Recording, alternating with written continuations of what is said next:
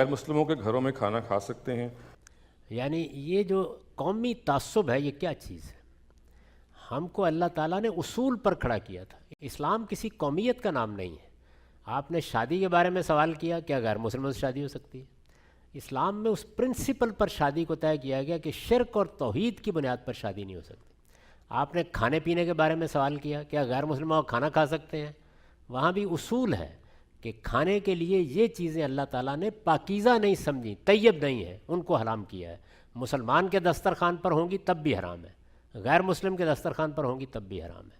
اسی طریقے سے جب آپ کسی کے ہاں کھانے پینے کے لیے جاتے ہیں، ملتے ہیں، وہ انسان ہیں، ہمارے بھائی ہیں. کوئی یہودی ہو سکتا ہے، نصرانی ہو سکتا ہے.